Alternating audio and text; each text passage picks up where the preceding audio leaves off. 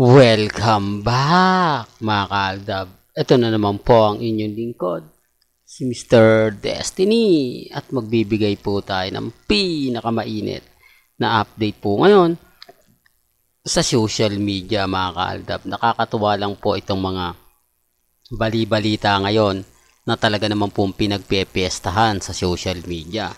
Di po ba? Marami tuloy nagsasabi mga kaaldab, wala na nga po ba si Luis Manzano? Pinalitan na nga po ba siya ni Piolo Pascual?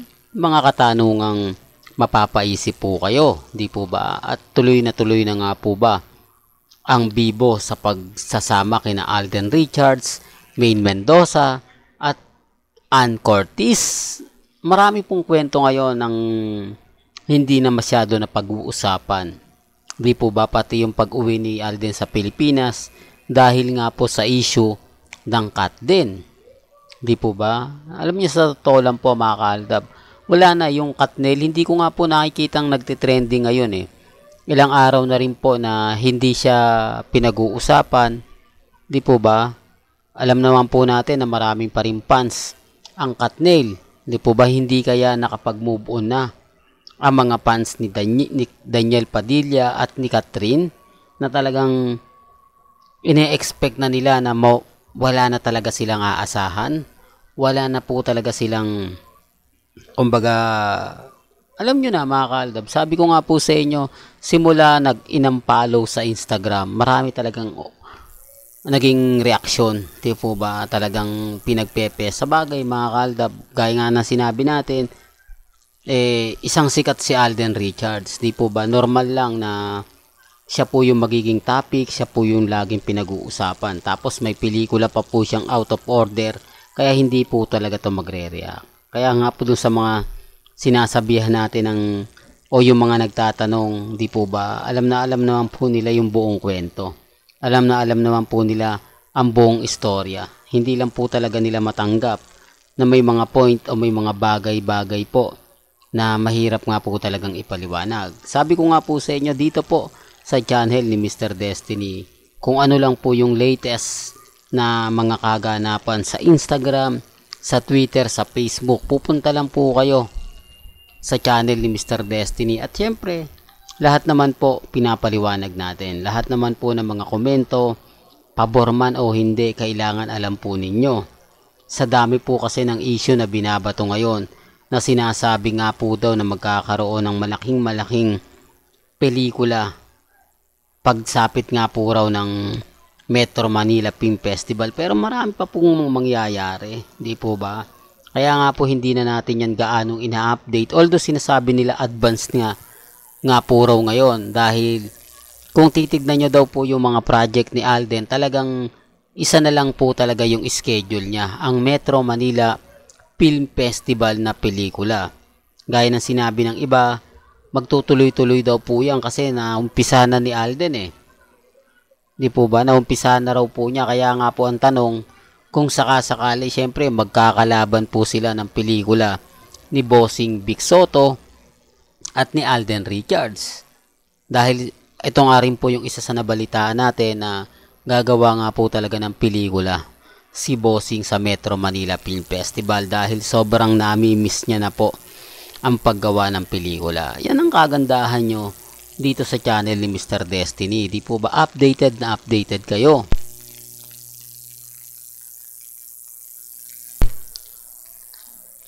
Taliwas po sa mga binabato nila. Kasi ako, sa totoo lang po, basta sa pagbibigay ng update, hindi tayo nagpapahuli. Sa pagbibigay ng ganap, hindi naman po tayo basta-basta nagpapatalo. Gaya nga na sinabi ko, pag Aldab po talaga pinag-uusapan, kalmado tayo at kampante. Hindi po nila tayo mabasag. Sabi ko nga po sa inyo, sobrang blooming ni Mengay sa Itbulaga. Grabe yung ganda ngayon na pinapakita niya sa social media. Ang problema, hindi po masabing, ay buntis si Mengay kasi blooming. Ay malaki ang tiyan ni Mengay kasi blooming. Di po ba tumataba si Mengay kasi buntis, nagkakaroon ng laman, di po ba hindi katulad dun sa mga post na payat, di po ba? Kaya nga po sabi ko sa inyo, buti na lang nagkaroon ng interview si MJ Marpori at si Congressman Arjo. Malaking tulong po yon para po sa Aldab.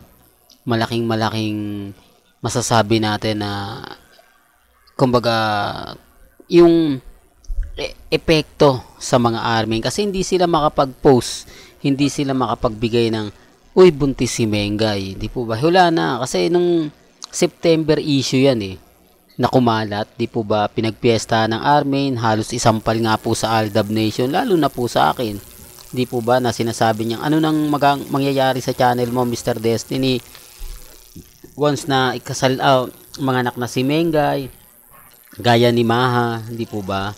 Yan yung pambasag nila. Wala. Nabasag po sila na sinabi ni Congressman Arjo, wala pa po sa plano nila. Di po ba?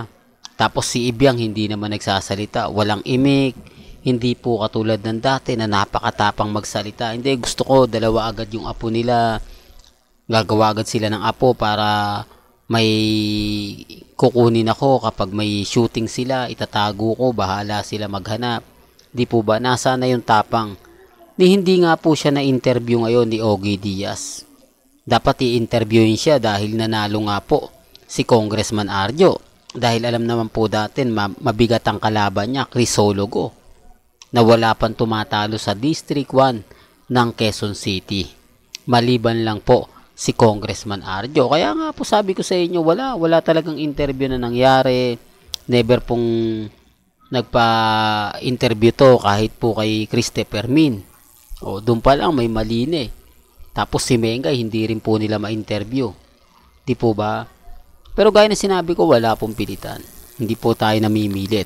Basta sa akin, kung ano lang po yung binabalita nila, yun lang naman po yung ina-update natin. Kaya nga po binabasag natin sila Dahil sa ginagawa po ng cut din.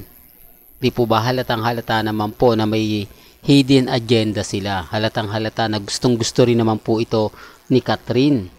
Di po ba, hindi man lang siya nagre-react na wag nyo nang idamay si Alden, mabait si Alden, kaibigan ko si Alden. Di po ba? Wala talagang nakikisawsaw pa nga po Pero gaya na sinabi ko, wala pong pilitan. Well, hanggang dito na lang po yung updates natin Kaya kung gusto nyo pa po ng pinaka-latest at sariwang update, abay tutok lang po kayo dito po sa channel ni Mr. Destiny para updated po kayo sa mga latest at sa mga bagong video po na ilalabas po natin. Kaya kung bago ka lang sa channel na to at isa kang true-blooded Aldab Nation na nagmamahal kina Mengay at Isoy, tama po ang channel na pinuntahan mo, kaya consider na po kitang bagong subscriber. At huwag mong kalimutang i-share ang mga video po natin sa mga mommies, sa mga titas at sa mga senyor. Hanggang sa muli, salamat po sa panonood at pakikinig.